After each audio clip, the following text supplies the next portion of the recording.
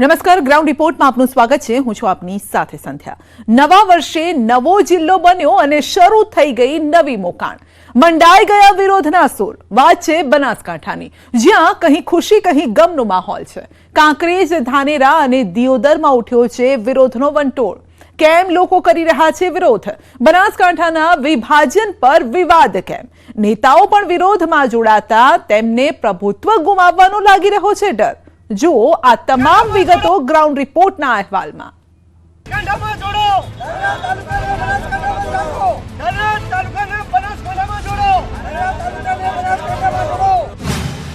નવા જિલ્લાની જાહેરાત બાદ નવી મોકાણ। जय जवान जय किसान हमारी मांगे पूरी करो, वरना कुर्सी खाली करो। કાંકરેજ, ધાનેરા, દિયોદરમાં વિરોધનો વંટોળ। કાંકરેજના શિહોરીમાં બજારો સજ્જડ બંધ। આનું કોઈ નિરાકરણ નહીં સરકાર લાવે તો અમે ઉગ્ર આંદોલન સર્વ લોકો સમક્ષ ઉગ્ર આંદોલન સર્વે કરશું। અમારી પહેલી ડિમાન્ડ પાટણ ગામ બનાસકાંઠામાં જ રહેવાની છે, નકર અહીંયા બજાર બંધ રાખીને સખત વિરોધ કરવામાં આવશે। દિયોદરમાં વેપારીઓની વિભાજનને લઈ રેલી। વિસ્તાર વિશે સરકાર જોવા જ નથી માંગતી કે કોઈ ભૌગોલિક પરિસ્થિતિ શું છે, કયો જિલ્લો તાલુકો મીડિયમ પડે છે, એટલે આપણી ખૂબ મોટી અવગણના છે। લોકો સાથે ધારાસભ્યોમાં પણ વિરોધનો સૂર। મારા મત વિસ્તાર કાંકરેજ તાલુકાને થરાદ જિલ્લામાં જે સમાવેશ કર્યો છે બાબતને હું વખોડી કાઢું। અમારા સમગ્ર વિસ્તારની માગણી છે સરકાર પાસે કે ધાનેરા તાલુકાને પાલનપુર જિલ્લામાં જ રાખે।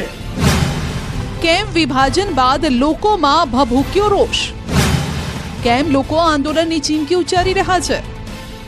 વર્ષ 2025ના પ્રથમ દિવસે જ નવા જિલ્લાની ભેટ રૂપે બનાસકાંઠા જિલ્લાનું વિભાજન કરી 2 જિલ્લા બનાવવાની જાહેરાત કરવામાં આવી।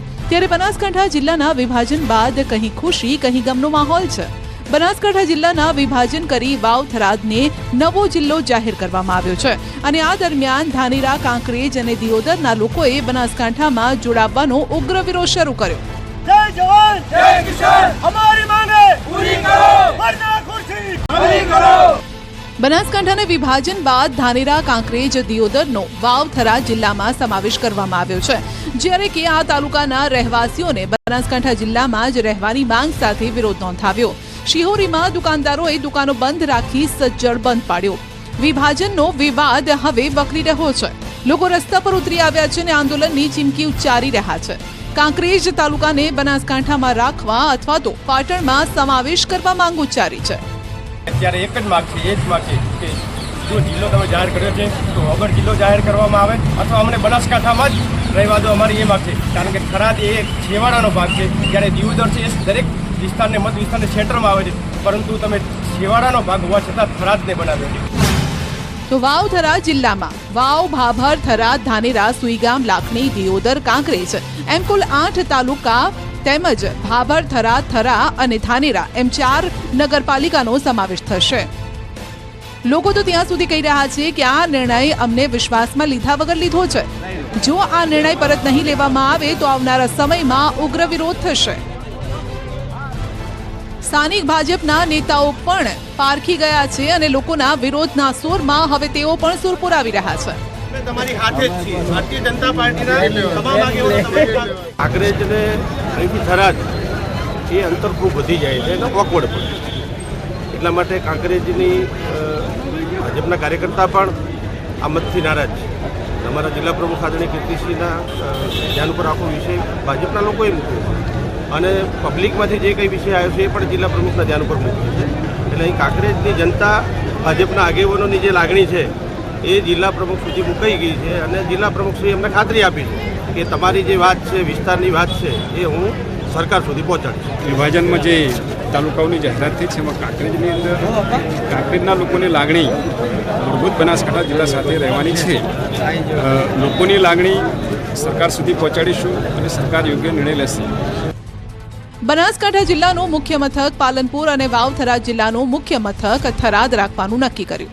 તેના પરિણામ સ્વરૂપે અગાઉ વાવથરા જિલ્લા બાજુના તાલુકાઓને મુખ્ય મથક પાલનપુર જવા માટે જે અંતર લાગતું હતું તે ઘટશે, પણ જે તાલુકાને બનાસકાંઠાનું વડું મથક નજીક પડે છે તે તાલુકાઓનો વાવથરા જિલ્લામાં સમાવેશ થતા વિરોધનો સૂર ભભૂકી ઉઠ્યો છે. ધારાસભ્ય અમૃત ઠાકોરનું કહેવું છે કે સરકારે ભૌગોલિક સ્થિતિને ધ્યાને લીધા વિના જ નિર્ણય લીધો છે. કાંકરેજ તાલુકાના રહેવાસીઓની માંગણી છે કે તેઓ બનાસકાંઠા જિલ્લામાં રહેવા માંગે છે. મારા કાંકરેજ તાલુકાના ખેડૂતો હોય, નાના મોટા વેપારી હોય, એમને પાલનપુર જવું આવવું ખૂબ સહેલું ને સરળ પડે છે. નાના મોટા ધંધા સાથે સંકળાયેલા લોકોને પણ જવું આવવું ખૂબ સહેલું ને સરળ પડે છે.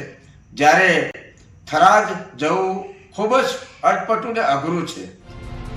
દિયોદરમાં પણ વિભાજનને લઈ વેપારીઓમાં રોષ છે. બનાસકાંઠા જિલ્લાના વિભાજનને લઈ હવે દિયોદરમાં વિરોધ શરૂ થયો છે. દિયોદરને નવા જિલ્લાનું વડું મથક ન બનાવી ઓગળ જિલ્લો જાહેર ન કરતા વિરોધ શરૂ થયો. દિયોદરમાં વેપારીઓ રોડ પર ઉતર્યા. વેપારીઓ અને ગ્રામજનોએ ધંધા રોજગાર બંધ કરવા અપીલ કરી. રેલી યોજી વેપારીઓએ વિરોધ નોંધાવ્યો. ભાજપ અને કોંગ્રેસના આગેવાનો પણ વિરોધમાં જોડાયા. માત્ર થરાદના 2-5 કોન્ટ્રાક્ટરોને, ઉદ્યોગપતિઓને, ત્યાંના લોકોને રાજી રાખવા માટે બિલ્ડર લોબીએ મોટા હપ્તા આપી આ બિલકુલ સ્પષ્ટ મોટો નાણાકીય વ્યવહાર થયો છે અને નાણાકીય વ્યવહારના દ્વારા આ વિસ્તારને અન્યાય થયો છે. ત્યારે હું અહીંની વિસ્તારની પ્રજાને, યુવાનોને પણ વિનંતી કરું છું કે આપણે સૌએ ઉગ્ર આંદોલન પણ કરવું પડે, લડાઈ લડવી પડે, હજી આપણે સંપર્ક કરવો પડે. આપણે 2-4 દિવસની મુદત આપી અને હું વેપારીઓને પણ વિનંતી કરીશ, પ્રજાને, અને કોઈ પણ જિલ્લો બનાવતા પહેલા તેના આગેવાન, કાર્યકર્તા, પ્રજા, લોકોનો જનમત લેવો પડે. આ સાથે કાંકરેજ દિયોદર બાદ હવે ધાનેરાના લોકો રસ્તા પર ઉતરી આવ્યા. જિલ્લા વિભાજનમાં ધાનેરા તાલુકાઓને વાવથરા જિલ્લામાં સમાવેશ કરાતા વિરોધ શરૂ થયો છે. ધાનેરાને બનાસકાંઠામાં મૂકવાની માંગ કરી રહ્યા છે. લોકોએ અમારો જિલ્લો બનાસના સૂત્રો સાથે રસ્તા પર ઉતરી અને વિરોધ નોંધાવ્યો. ધારાસભ્યનું કહેવું છે કે ધાનેરાની જનતાને થરાદ નહીં બનાસકાંઠા જિલ્લો અનુકૂળ છે. 1 મહિના અગાઉ ધારાસભ્યએ મુખ્યમંત્રીને રજૂઆત પણ કરી હતી. ધાનેરાની પ્રજાને ધંધા રોજગાર માટે પાલનપુર, અમદાવાદ માટે સરળતા રહે છે. ધાનેરાના પૂર્વ ધારાસભ્ય નથાભાઈ પટેલે પણ ધાનેરાનો નવા જિલ્લામાં સમાવેશ થવા સામે વિરોધ નોંધાવ્યો. મેં સંદેશો મોકલવરાવ્યો છે કે ધાનેરાની પ્રજાને જે વાછોલ, બાપલા અને આ વિસ્તાર છે એ થરાદ છે 80 કિલોમીટરે પહોંચે છે.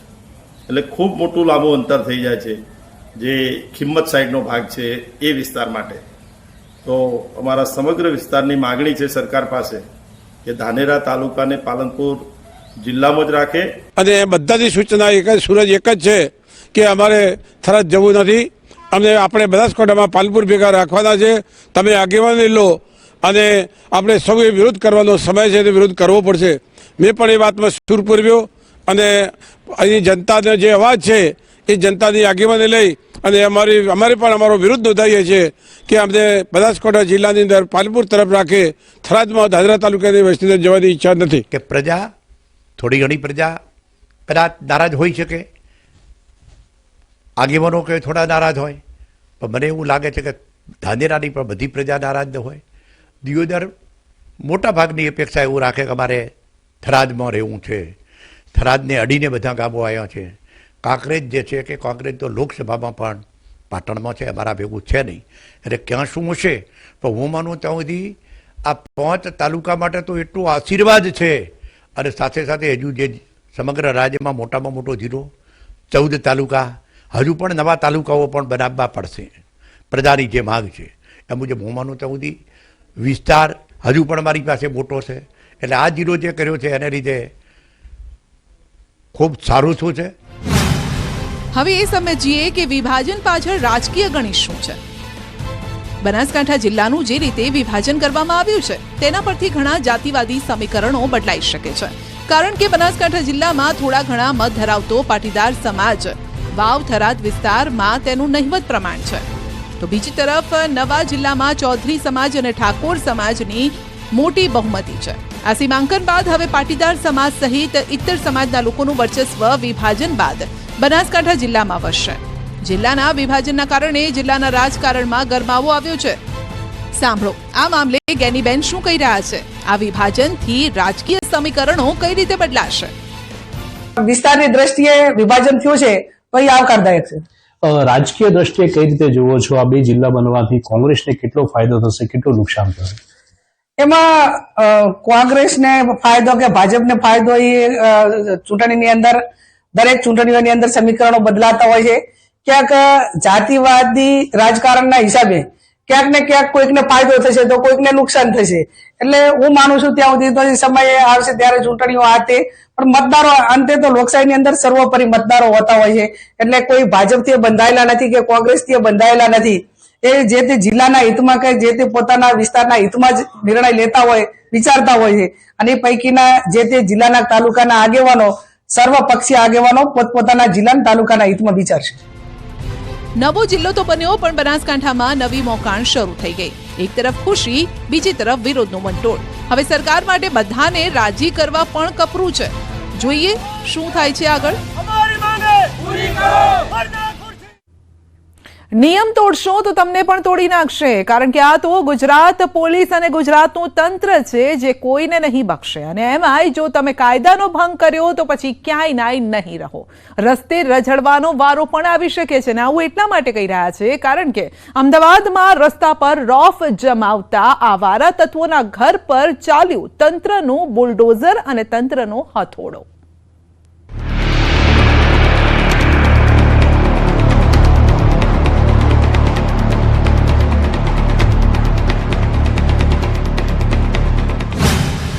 રોફ જમાવનાર આવી ગયો રસ્તે.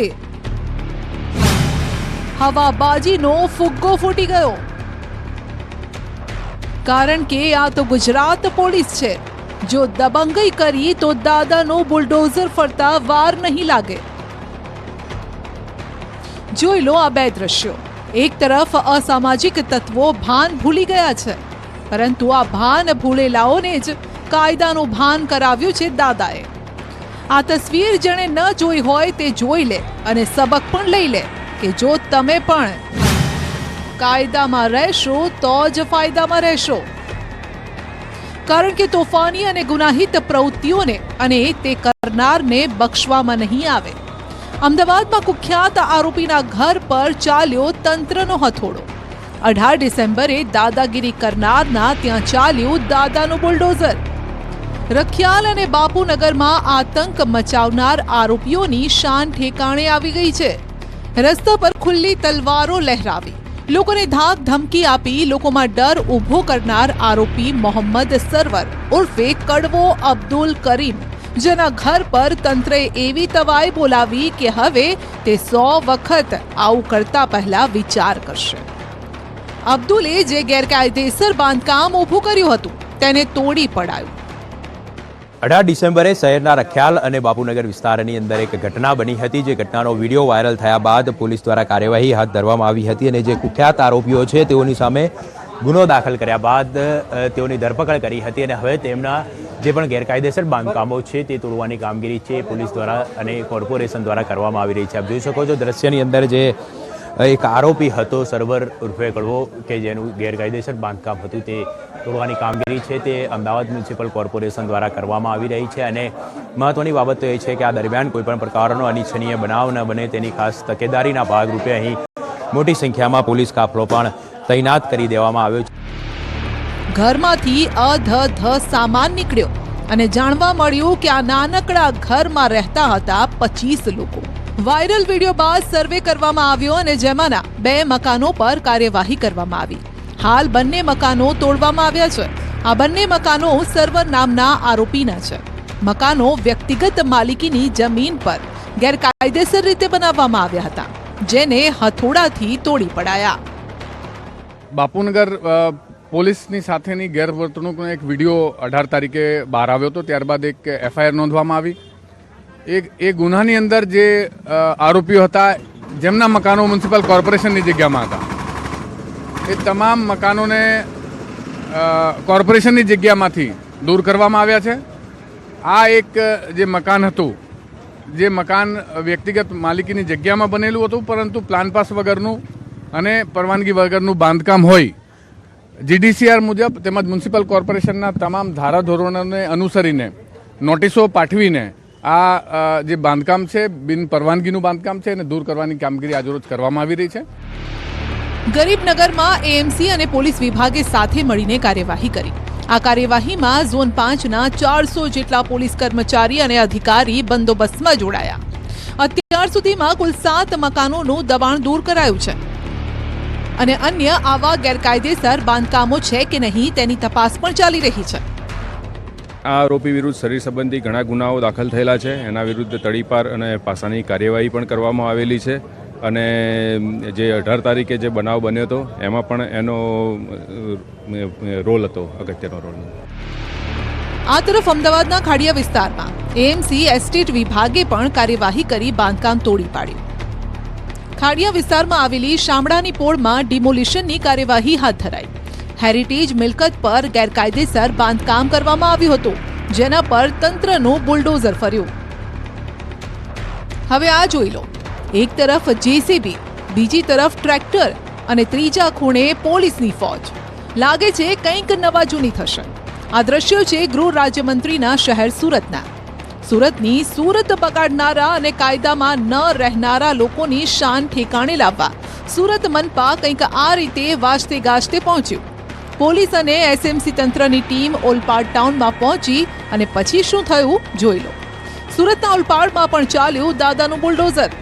સુરતમાં પણ ગેરકાયદેસર દબાણો પર તંત્રએ બરાબરની તવાઈ બોલાવી. રસ્તા પર ગેરકાયદેસર રીતે ઊભા કરાયેલા લારી, ગલ્લા, પતરાના શેડ હટાવી દેવાયા. અસનાબાદથી લઈને ઓલપાડ મુખ્ય બજાર સુધી ડિમોલિશનની કાર્યવાહી હાથ ધરાઈ.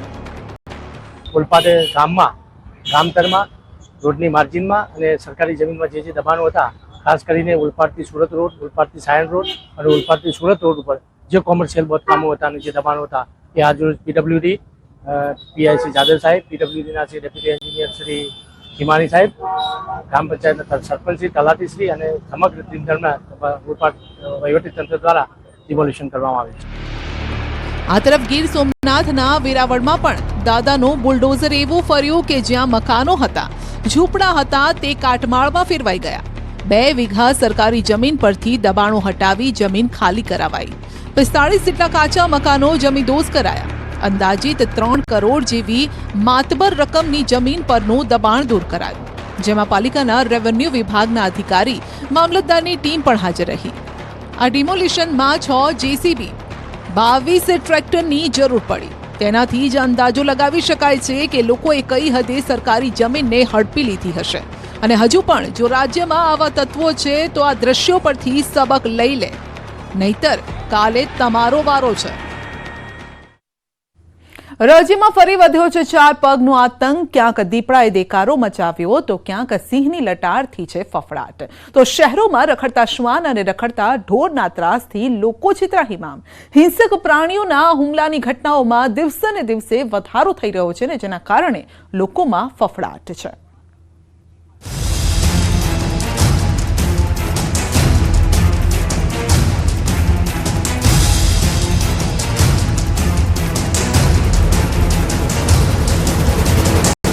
રાજ્યમાં ફરી સામે આવ્યો 4 પગનો આતંક.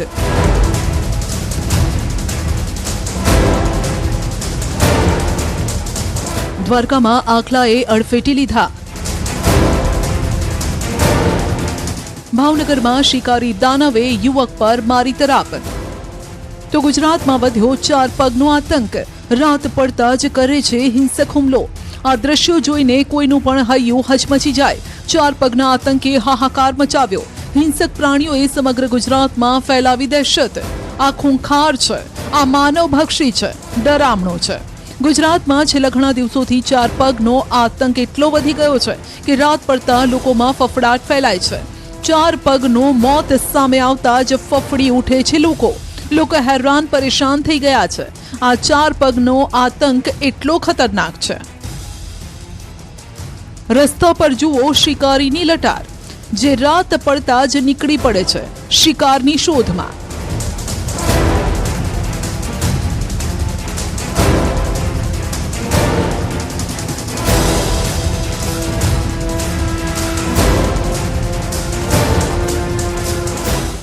રાત્રે જેની પર તેના પર નજર પડી તેના ધબકારા શિકારી વધારી દે છે.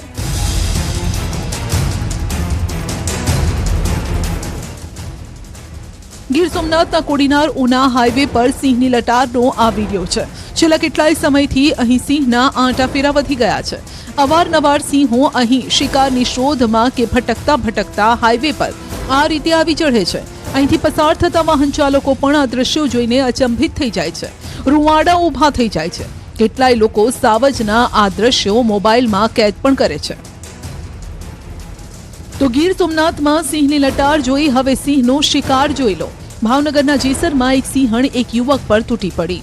કલ્લા ગામની સીમમાં ખેતમજૂરી કરતો યુવક ઘરે પરત આવી રહ્યો હતો. તે સમયે પાછળથી સિંહણે હુમલો કર્યો. યુવકને ગંભીર ઇજાઓ પહોંચતા ભાવનગરની સટી હોસ્પિટલમાં ખસેડાયો. યુવકનું નામ જગદીશ દેવકા છે અને કરલા ગામમાં રહે છે. સિંહણના હુમલાની જાણ જેસર વન વિભાગને થતા ફોરેસ્ટ ટીમ આ વિસ્તારના લોકોને સાવધાન કરી રહી છે. આ તરફ દીપડો અરવલ્લીના લોકોને ડરાવી રહ્યો છે. દીપડાના આંટાફેરા રાત્રે રસ્તા પરથી પસાર થતા લોકોના શ્વાસ અદ્ધર કરી દે છે. કેમ કે આ શિકારી લપકાઈને તરાપ મારવા ટાંપીને બેઠો હોય છે. પણ આ શિકારીને મોડાસાના શામપુર માર્ગ પર એક કાર ચાલકે પોતાના કેમેરામાં કેદ કર્યો. દ્રશ્યમાં જોઈ શકાય છે કે શિકારની શોધમાં દીપડો આંટાફેરા મારી રહ્યો છે.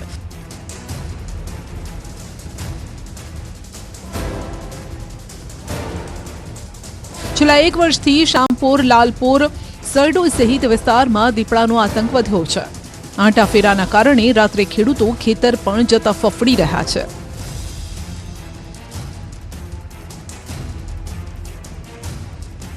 દાહોદમાં આ શિકારીનો મૃતદેહ મળ્યો. ધાનપુર તાલુકાના ધડા ગામે દીપડો મૃત હાલતમાં જોવા મળ્યો, જેની ઉંમર 5 વર્ષ હોવાનો અંદાજ છે. કોઈ બીમારીના કારણે દીપડાનું મોત થયું હોવાનો વન વિભાગનું પ્રાથમિક તારણ છે. આ વિસ્તારમાં દીપડો છાશવારે આંટાફેરા મારે છે, જેના કારણે લોકોમાં ફફડાટ છે. માત્ર દીપડા અને સિંહ જ નહીં, પરંતુ આ આતંકને પણ જોઈ લો.